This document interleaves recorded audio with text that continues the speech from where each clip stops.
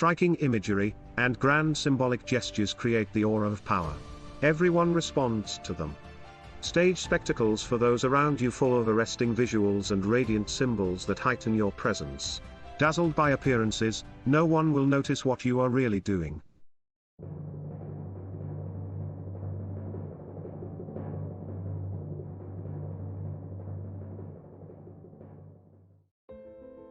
Using words to plead your case is risky business.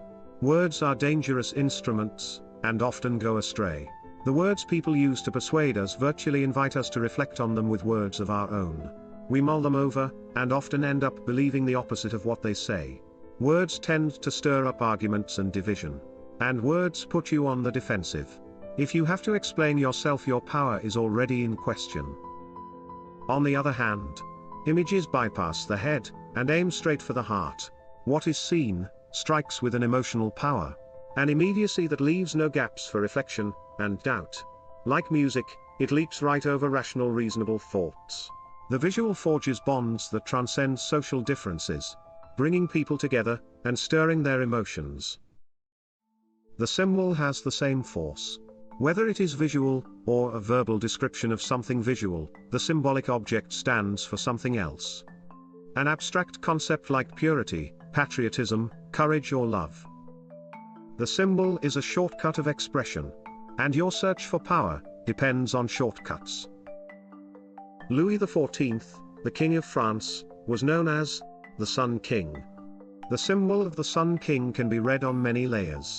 But the beauty of it is that its associations require no explanation. The symbolic name spoke immediately to his subjects. It distinguished him from all other kings. And it conjured up a kind of majesty that went far beyond the words themselves. The symbol contains untold power. The first step in using symbols and images is to understand the primacy of sight among the senses. Sight is the sense we depend on and trust the most. The 17th century philosopher, Baltasar Gracian said, "The truth is generally seen, rarely heard." And that statement still holds true today. Never neglect the way you arrange things visually. Factors like color, for example, have enormous symbolic resonance. Using the color red creates a sense of urgency, power, and good fortune. Modern advertisers and mass marketers recognize that details like these are keys to deception. If you use the word gold in the title of anything you are trying to sell, for example, print it in gold. Since the eye predominates, people will respond more to the color than to the word. Visual images often appear in sequence, and the order in which they appear creates a symbol. The first to appear, for instance, symbolizes power, while the image at the center seems to have central importance. Near the end of World War II, orders came down from General Eisenhower that American troops were to lead the way into Paris, after its liberation from the Nazis. The French General Charles de Gaulle, however, realized that this sequence would imply that the Americans now commanded the fate of France. He understood France had to be seen as an independent power, with him as leader. Through much manipulation, de Gaulle made certain that he and the French 2nd Armored Division would appear at the head of the liberating force.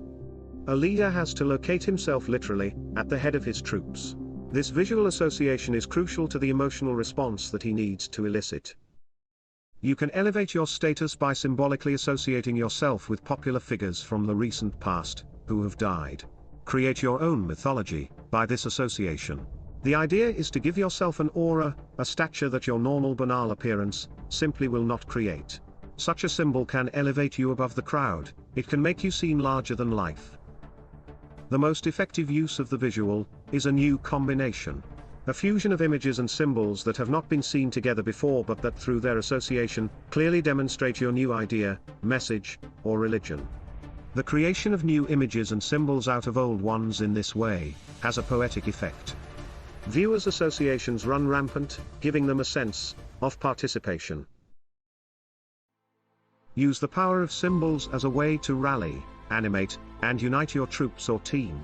Always find a symbol to represent your cause. The more emotional associations, the better. Finally, the best way to use images and symbols is to organize them into a grand spectacle that awes people and distracts them from unpleasant realities.